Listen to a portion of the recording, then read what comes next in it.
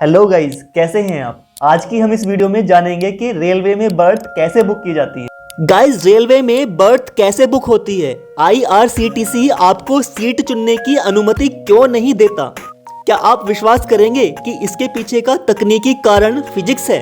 Train में seat book करना किसी थिएटर में सीट बुक करने से कहीं अधिक अलग है।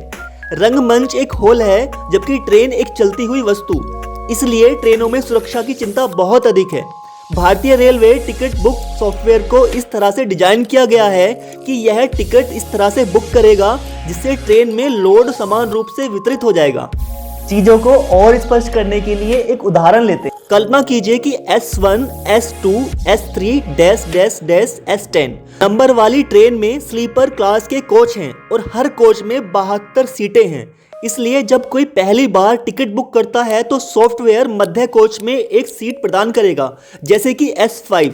बीच की सीट 30-40 के बीच की संख्या और अधिमानतः निचली बर्थ। रेलवे पहले ऊपरी वाले की तुलना में निचली बर्थ को भरता है ताकि कम केंद्र प्राप्त किया जा सके गुरुत्वाकर्षण के लिए। और सॉफ्टवेयर इस तरह से सीटें बुक करता है कि सभी कोचों में एक समान यात्री वितरण हो जाए और सीटें बीच की सीटों 36 से शुरू होकर गेट के पास की सीटों तक यानी 1, 2 से 71, 72 से निचली बर्थ से ऊपरी तक भरी जाती हैं। रेलवे बस एक उचित संतुलन सुनिश्चित करना चाहता है। प्रत्येक कोच में समान भार वितरण के लिए होना चाहिए। इसलिए जब आप आखिर में टिकट बुक करते हैं तो आपको हमेशा ऊपरी बर्थ और 2, 3 या 70 के आसपास एक सीट आवंटित की जाती है, सिवाय इसके कि जब आप किसी ऐसे व्यक्ति की सीट नहीं ले रहे हो जिसने अपनी सीट रद्द कर दी हो। क्या होगा अगर रेलवे बेतरतीब ढंग से टिकट बुकिंग करता है। ट्रेन एक चलती हुई वस्तु है जो रेल पर लगभग 100 किलोमीटर प्रति घंटा की गति से चलती है।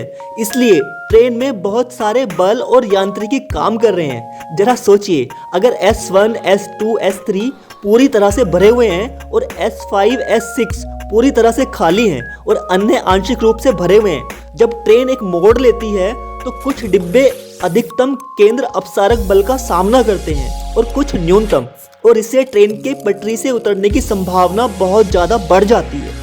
यह एक बहुत ही तकनीकी पहलू है। और जब ब्रेक लगाए जाते हैं तो कोच के वजन में भारी अंतर के कारण प्रत्येक कोच में अलग अलग ब्रेकिंग फोर्स काम करती है।